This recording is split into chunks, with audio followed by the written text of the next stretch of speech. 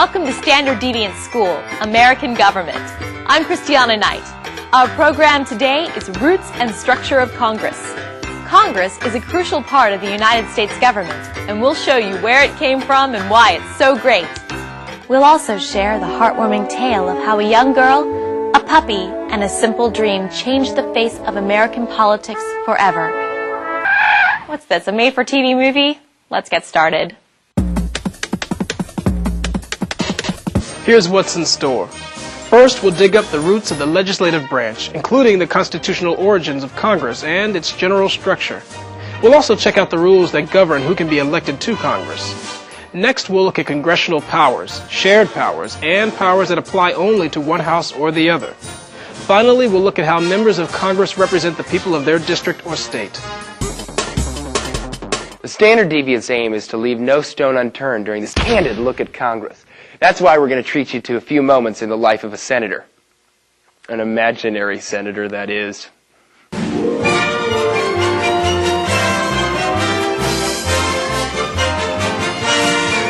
Arbitrary moments in the life of an imaginary senator.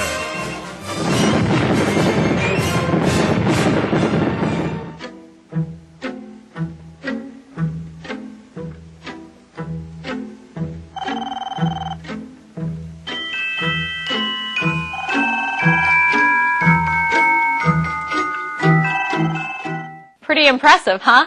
And that's just breakfast. We'll be checking in with Senator Ellison later. But for now, let's have a look at the origins of Congress, or as it's known to many, the legislative branch. The legislative branch came into existence a long time ago, during the writing of the Constitution. The Constitution restored the power of the central government after the weak Articles of Confederation proved to be a bad idea. The Constitution gave the government a new life and a new identity. It was now a federal government. All this happened through the creation of a bunch of new important rules. These rules were found within articles. Actually, it was the Constitution. Articles are basically the different sections of the Constitution. What the first of these articles did was this. Article 1 of the Constitution established what we know as the modern Congress of today. This type of Congress is called a bicameral legislature. A bicameral legislature is divided into two separate houses. In the United States, both the federal and state legislatures are divided in this manner. Oh, except for Nebraska, which for some reason is unicameral. Nebraska's a loser.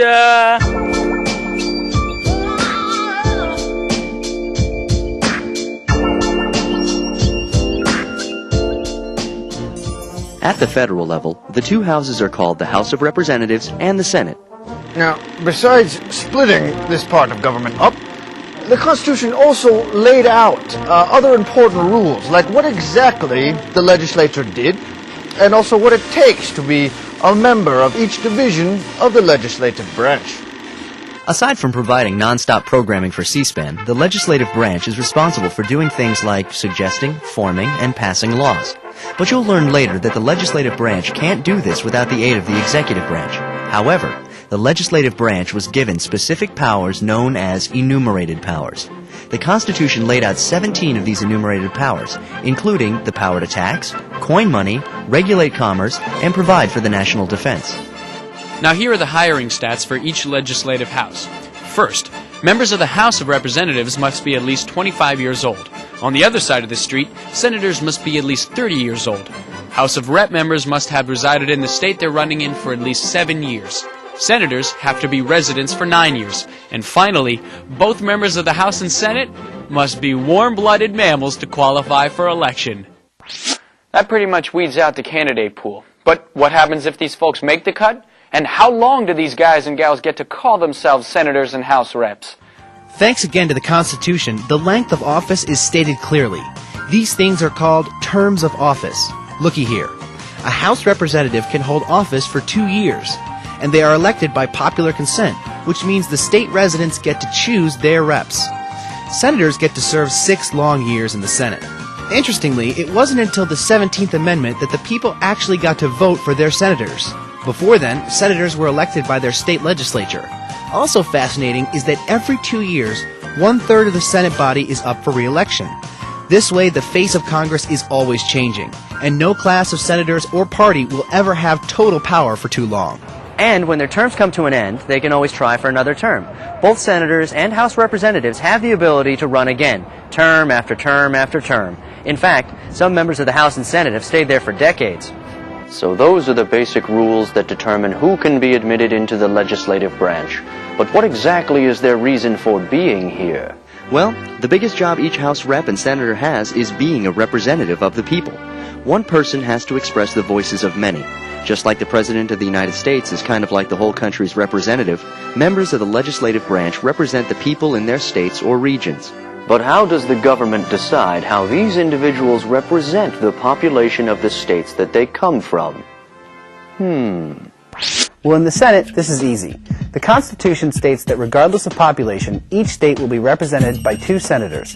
It doesn't matter if the whole state's population is 2 people and a squirrel, it still gets 2 senators. The registered voters of each state vote for their senators. School party doesn't have a chance this year. Nuts! The House, on the other hand, is a different ballgame. That's because the House of Representatives is made up of various amounts of members from each state. So not every state has the same number of members. Why? Because not every state has the same amount of residents. And House representation is based on state population. During the Constitutional Convention, the Great Compromise stated that each state, no matter what size, would have the same amount of representatives in the Senate, which made the small states happy. But then, in the House of Representatives, representation would be determined by population. This made the big states happy, but it also made things a lot more complicated. In order to understand this representation stuff better, we need to look at 2 concepts: apportionment and redistricting. Apportionment is the determination and assignment of representation in a legislature based on population. In other words, apportionment means that the total number of representatives of each state is based on the total population of the state. So basically that means that the larger a state's population, then the more congressmen that state has representing it. But it isn't that simple. You see, the whole population is divided up based on geographic boundaries called districts. Each district contains approximately the same number of people and gets 1 representative. The more districts a state has, the more representatives it has. But here's the thing. Populations aren't static. People move. People are born, people die, and some people just drift. Since the populations don't remain the same, then neither will their representation in the House. Redistricting occurs after every 10-year census. That's when the government counts all the people in the United States. Our second complex term, redistricting, is when congressional districts are geographically redrawn in order to reflect a change in population. This occurs to ensure that each House member represents approximately the same number of residents. Apportionment is no walk in the park, but once all is said and done, and the legislative members are all picked, and they've all got their offices, and their interns, and their coffee, then what happens? Well, let's have a look.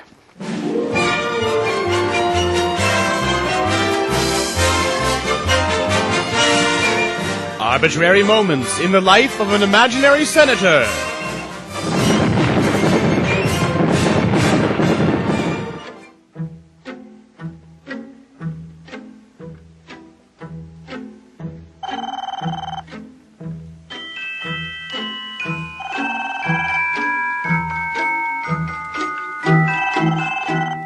That's right, legislative members eat lunch. But even more importantly, they also get cool stuff. Not only do they get a humongous library where they can do all their important homework, they also get hooked up with some serious powers, congressional powers, which they can brag about at parties. These powers are found in Article 1 of the Constitution. Let's check them out. The most important power given to Congress via the Constitution is the power to make laws. Both houses of Congress are involved in the lawmaking process. No proposed laws, called bills, can become laws without the consent of both houses. Besides the power to make laws, the Congress also has the powers to declare war, raise an army and navy, coin money, regulate commerce, establish federal courts and their jurisdiction, and establish rules of immigration and naturalization. These legislative powers are called enumerated powers because they are specifically spelled out in the Constitution. Lastly, both houses have the power to make all laws which shall be necessary and proper for carrying into execution the foregoing powers. You may recognize this concept as the Necessary and Proper Clause from the Constitution. The Necessary and Proper Clause allows Congress to increase their authority in order to get the rest of their job done. Esteemed members of the House, I motion for an increase in power and authority. Now, Super Congress. Basically, this means that either house can initiate the passage of a law that they think will help the Congress do a better or more efficient job at their enumerated powers. The powers we just said were spelled out in the Constitution. The powers created based on the necessary and proper clause are also referred to as implied powers. What we just listed for you were the shared powers of Congress, the powers that both the House and Senate wield. There are a couple of other powers that apply only to one or the other house. For example, only the House of Representatives has the power of impeachment. Impeachment is the act of charging the president or other civil officers with treason, bribery, or other high crimes and misdemeanors. To do this, first, the House of Representatives issues an article of impeachment. Then, only the Senate can hold the trial of impeachment. If, after the trial, 2/3 of the Senate votes to impeach, they can boot the said federal official out of office. That does it for congressional powers. Now let's take a look at one of the most important responsibilities of Congress, representing the people. People. To me, it often seems like the best time at a new job is that short period between the time you accept the job and when you actually start working at it. I wonder if the same holds true for members of Congress, because after the glory of winning the election and snagging all those congressional powers, members of Congress have a job to execute. And you can bet that a lot of responsibility comes with being a senator or a representative. In fact, I'm sure an imaginary senator would tell you the same thing. I can't just turn my back on the baby food industry. No, I won't have anyone saying that Ellison is not for babies. I believe what Senator Ellison is alluding to is that being a member of Congress means making different people happy. First, he has to please his constituents, those people that live in the state which he represents. These people expect their elected representatives to look out for their best interests. So Senator Ellison has to try to get laws passed that make his constituents' lives better. But the catch is that outside of these folks, he also has to do his best to appease all those lobbyists, party leaders, and the folks he eats lunch and plays squash with, his fellow senators. That's a difficult task, even for a skilled imaginary senator like Ellison. That's right. That community depends on that baby food factory. I just can't let them... So how does a member of the legislature make so many different groups happy? Well, they do their casework. Casework is a term that describes all the different tasks that congresspeople keep their staff busy with in order to calm frustrated constituents back home. And if a senator's ardent devotion to casework doesn't make voters happy enough, they can still throw their hands to the heavens and hope for a little help from incumbency. Incumbency is an informal factor that helps keep elected representatives in office. An incumbent is someone who is running for an office that they already hold. From 1980 to 1990, on average, 95% of incumbents were re-elected. In the volatile 1994 elections, that rate dropped down to a 90% re-election rate. In 1996, the rate went back up to 94%. So you can understand why pleasing your constituency is so important. It not only makes you feel like a good person, it also gets you re-elected and keeps you inside the dome. The face of the Congress. You would hope that when you open the doors to Congress, you'd find a collection of individuals who represent the diversity of the American population. But historically, that's not what people have found at all. So what does Congress look like in comparison to America? In 1997, of the 535 total congressional members, 58 were women, 13 were Hispanic, 3 were Asian Pacific Islanders, and 38 were African American. This is not a representative percentage of the American population as a whole. Before we get into a more detailed discussion of Congress's organization, we need to mention one more concept, the representational function of Congress. Question. Does it make a difference if members of Congress actually come from or are members of a particular minority group? Question. Will minority group identification make them more likely to vote in accordance with that particular minority group's interests? These questions are overwhelmingly important when it comes to congressional discussions. Remember, we said members of Congress have always been fighting with their dual roles of representing their constituents and pleasing their colleagues and other supporters. So how should a member of Congress balance these two groups? They can do one of three things. First, they can choose to be trustees. Trustees are the roles played by congresspeople when they listen to their constituents' opinions and then use their own judgment to make decisions. Second, they can play the role of a delegate. A delegate votes the way their constituents want them to, regardless of their own opinions. And third, they can be a little bit trustee and a little bit delegate, depending upon the issues at hand. This is called the Politico style. For example, our Senator Ellison played the role of a Politico recently when a baby food factory planned to move out of his state in search of lower-wage workers.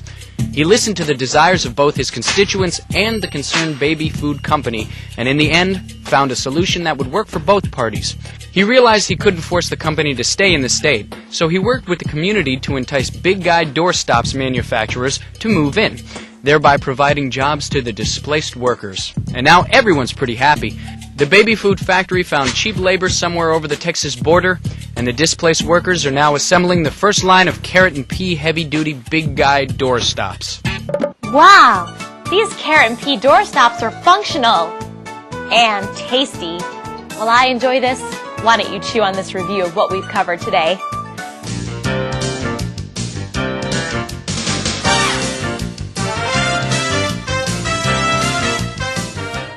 The United States Congress was established by Article 1 of the Constitution. Congress is a bicameral legislature, meaning it's divided into two separate houses, the House of Representatives and the Senate. There are 2 senators for every state. But remember, representation in the House is based on state population. There are 2 main types of congressional powers, enumerated powers and implied powers. Enumerated powers are the 17 powers that are listed in the Constitution. Implied powers, on the other hand, are powers created based on the necessary and proper clause. Finally, we found out the makeup of Congress and exactly what it is they do. They please constituents, colleagues, and supporters by being either trustees, delegates, or using the Politico style. So that wraps up our look at roots and structures of Congress. On behalf of all the Standard Deviants, I hope you enjoyed our congressional romp. Thanks for watching Standard Deviant School. See ya!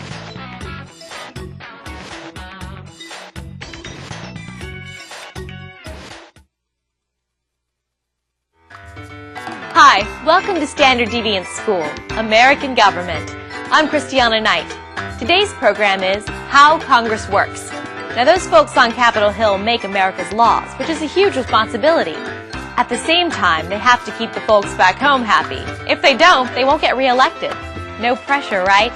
Let's take a look and find out just how they do it. Here's what's coming up. First, we'll show you how Congress is organized, including an inside look at both the Senate and the House of Representatives. Next, we'll examine the role of political parties in Congress and how they influence the way the system works, followed by a look at the committee system. Finally, we'll take a look at Congress's biggest job, lawmaking. Let's get started. Congress is divided into 2 separate houses, the House of Representatives and the Senate. We'll take a look at how each of these houses are organized, starting with the House of Representatives. The House of Representatives is the larger of the 2 congressional houses. It has 435 members. Historically, the House has been more tightly organized than the Senate, with an elaborate structure governed by the stricter rules. The Speaker of the House is the most powerful member of all of Congress, both in the Senate and the House of Representatives. The Speaker of the House is elected at the beginning of each biennial congressional session. That means every 2 years. He or she is traditionally a member of the majority party. That is, the party that has the most members in the House. Lucky for the Speaker, they usually get elected over and over until retirement or until their party becomes a minority. This is what the Speaker of the House does. The Speaker presides over the House and oversees all House business, is the official House spokesperson, is the official liaison to the Senate and President, and is responsible for the cooking, the cleaning, and the organizing of the Congressional Softball Tournament. The Speaker isn't the only leader in the House. There are 4 other leaders. First, there are the majority and minority leaders. The majority and minority leaders both work closely with the Speaker. The majority House leader helps the Speaker schedule proposed legislation for debate on the House floor. The minority leader represents those goals of the minority party in the House. There are also majority and minority whips. The majority and minority whips are elected by the party members in their respective caucuses or parties. They are responsible for keeping close contact with all members as they attempt to keep them focused on the party agenda. In other words, if a House member strays too far from party goals, they better be ready to get whipped into shape. You do agree with the party on this one, don't you? Now, son, I have been with the party. You can count on me. So that's the House of Representatives. But what about the Senate? Well, first off, the Senate's a bit smaller with only 100 members. The Senate also operates with fewer formal rules than the House. According to the Constitution, the Vice President is the presiding officer in the Senate. But because the VP only votes in the case of a tie, this position is normally delegated to the President pro tempore of the Senate. The President pro tempore is largely an honorary position and usually goes to the majority party's senior member. The big kahuna of the Senate is the majority party leader. This individual does not hold as much power as the Speaker of the House, but plays a similar role. The Senate also has a majority and minority whip, playing the same roles as those in the House. There's one other difference you'll find between the Senate and the House. Big difference. Individual senators have much more impact upon legislation than individual House representatives. Remember that. Senators' decisions and votes have more impact and representation than House representatives' decisions and votes. This is largely because the size of the Senate body is much smaller. Therefore, each senator's vote has more impact in determining a decision. Additionally, individual senators can filibuster legislation. Filibustering is the act of talking a proposed law to death. Thwarting a filibuster is not easy. It requires a 3/5 majority of the entire Senate to vote for cloture, which limits debate to 100 hours, thereby curtailing the filibuster. Without question, the filibuster, or the threat of a filibuster, increases the individual power of senators. We'll talk more about filibusters and proposed laws in a bit. Those are the basics of how Congress is organized. Now let's take a look at the role of political parties in Congress. You may have noticed that during our description of House and Senate leaders, all of these positions are filled based on party membership. Well, that's because the organization of both houses is closely tied to parties. But what are parties, and where do parties come from, and why do only the cool people get invited to parties? Parties are basically groups of people that share the same beliefs and ideas and theories surrounding the principles of government. In the U.S., there are two main political parties, the Democrats and the Republicans. There are also many other parties, but they have comparatively smaller memberships. Collectively, each party tries to forward their ideas and principles. They also try to get as many members of their own party elected to government. That way, the party with the most members in government can control the direction of government policy. Save the whales, man. And I think in movie theaters they should show commercials that aren't necessarily for movies. Historically, either the Democrats or Republicans have been in the power seat. Other parties, such as the Reform Party or Socialist Party or the Progressive Party, lack the necessary voter support to gain any government control. Parties essentially came from the 1800s split between the Federalists, Alexander Hamilton's crew, and the Democratic Republicans, old Tom Jefferson's crew. These two groups could never settle on issues, so they decided that they didn't have to, and the two-party system was born. Besides the two different congressional bodies and the different parties, there's one other level of organization found in Congress, and that's the committee system. a committee system is just what it sounds like. It's a system that gets things done by dividing itself up into lots of different committees, each committee having its own agenda. Most of the real work that goes on up at Capitol Hill occurs in committees, including massive research, long debates, and deep discussion of special interests, all activities that are vital to the creation and passage of laws. Now, 75% of bills, things that want to be laws, originate in committee. There are several different types of committees: standing committees, ad hoc, select, and special committees, joint committees, and conference committees. Standing committees are the major committees that bills are usually referred to, like the Agriculture or Commerce Committee. They're called standing committees because they're permanent committees that have a specific area of responsibility. Ad hoc, select, and special committees are temporary committees that are created for specific purposes to draft and enforce mandates. Mandates are laws made to direct states or local governments to comply with federal rules or regulations. For example, the Clean Water Act is a mandate. All states are forced to meet water standards set forth by the federal government. Once these mandates are fulfilled, the ad hoc, select, or special committee would disassemble because there's no longer a need for them.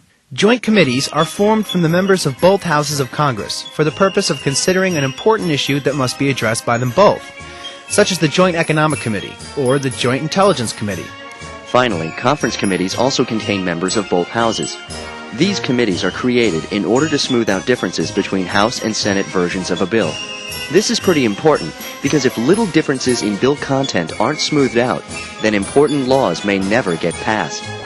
So those are your committees. You'll find different forms of these committees in both houses. But there's one committee in particular in the House of Representatives that we'd like to point out, and that's the House Rules Committee. The House Rules Committee determines the rules of debate for particular bills. This committee can set debate time limits or determine what specific amendments to a bill can be offered on the House floor. This committee clearly has influence over whether a bill will get passed. This committee also illustrates the point we made before. The House of Representatives is a stickler for rules. You may be wondering exactly how a senator or House rep gets to be on a committee. Do they have to win a contest or undergo some sort of physical challenge? Well, just like getting into Congress itself, there are rules to getting onto a congressional committee. In order to serve on a committee, you should have some background in a committee's agenda. If you want to be on the banking committee, it helps to have a background in banking. Also, if you want to be a member of a major committee, it helps to be a senior member of Congress. When you're on a committee, you show your constituents what kinds of issues you can affect, and that helps determine who's going to vote for you. That's just about the simplest picture we can give you regarding committee system. Now strap yourself in, because we're going to change gears a bit. Get ready to check out the lawmaking function of Congress. You're probably wondering, outside of squash and schmoozing, what the Congress actually does. Well, lucky for you, we've put together this handy section all about just that. The main responsibility of the Congress is to make laws. Without laws, there's no order. Without order, there is chaos. And if chaos ensues, the trains won't run on time, criminals will run free, and it would be impossible to get a pizza delivered in under an hour. So, laws pretty much shape the entire structure of American society. Heavy, huh? But before a law becomes a law, it's got to start out as a proposed law, also known as a bill. But where do bills come from? Quite simply, bills come from almost everywhere, including the President, executive agencies, committees, interest groups, and even private individuals like yourself via your congressional representative. But even though bills can come from anywhere, a member of Congress must introduce them on the floor. Because of all those different origins of bills, there are a heck of a lot of bills out there. But not all bills become laws. The amount of bills that actually become laws is minuscule in comparison to all the bills out there. So, how does a bill get lucky and become a law? A bill goes through many stages before it can become a law. First, a bill has to be introduced into the House and Senate, but this doesn't have to occur simultaneously. It might take months for a bill that already reached the Senate to reach the House. However, the House and Senate do have parallel processes for bill consideration, so each House can process the same bill at the same time. But remember, a bill must survive both processes in the Senate and the House in order to move on to eventually become a law. Okay, so a bill is introduced in the House and Senate. A congressperson who really digs the bill will introduce it, but usually that member already has the support of other congressional members. They're called sponsors. After the exciting introduction, the bill is then referred to a committee. A committee then refers it to a subcommittee. The subcommittee researches the bill, discusses the bill, then holds hearings all about what the bill can do for the country. The bill is then debated on the floor of each House chamber. In the debate, both sides, those for and those against the bill, can voice their opinions. In the House of Representatives, before a bill can be debated, it must be approved by the House Rules Committee and given a scheduled time and a time limit for debate. That's the House for you, full of rules. After the debates are over, a vote is held. A simple majority carries the day. Now, if the bill survives the vote in the House, it goes on to the Senate, unless it was considered by both houses simultaneously. If both houses vote to forward the bill, it must first be determined if both houses ended up with an identical bill. If there are any inconsistencies between the Senate and House-approved bills, then it must be sent to the Conference Committee, which is made up of members of both houses. This committee will iron out any differences between the two houses' versions. Once a compromise version is worked out, it goes back to the floors of the House and Senate for final approval. If approved, it goes on to the President, who can either veto or reject the bill, or sign it and make it a law. So that's the neat and tidy story of a bill. But it's not always that simple. To show you just how sticky it is to pass a bill, we've got some highly impressive political vocabulary we picked up from CNN. Use this vocabulary often, and you'll look smart. First, there's the hold. A hold is an action that a senator can take whereby he or she asks to be informed before a certain bill hits the Senate floor.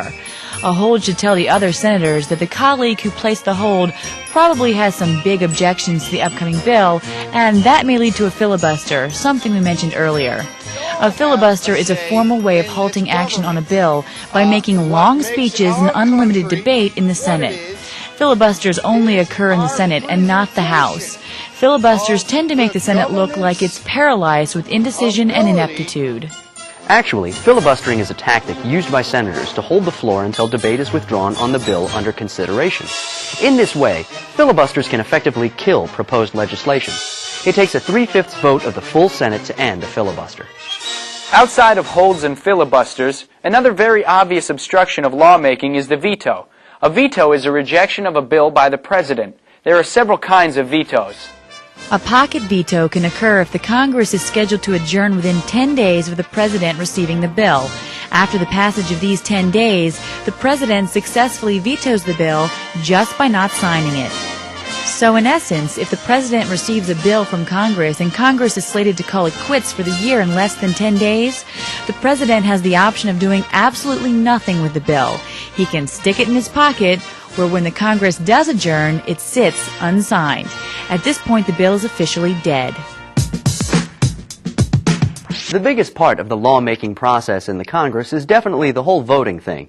But voting involves more than a yay or a nay. It involves a decision-making process. And believe it or not, every member of Congress has got one. Even imaginary senators. Yay or nay? Well, 2 out of 3. Okay. I'm sure that when making a really big decision, a senator also takes cues from his party colleagues, his constituents, his staff members, congressional support agencies like the General Accounting Office or the Congressional Budget Office, and last but not least, the caucuses, which are kind of like interest groups. And that's the lawmaking function of Congress in a nutshell. Let's review what we've covered before we wrap this puppy up.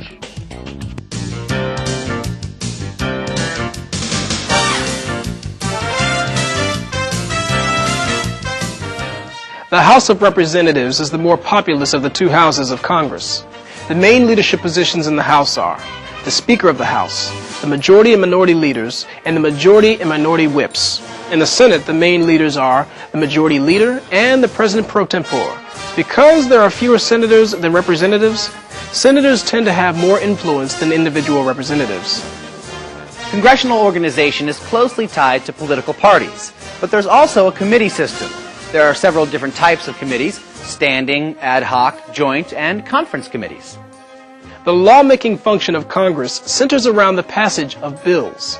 Many things affect the voting habits of senators and representatives, including their political parties, their constituents, caucuses, staff members, and congressional support agencies. That's it for our look at how Congress works.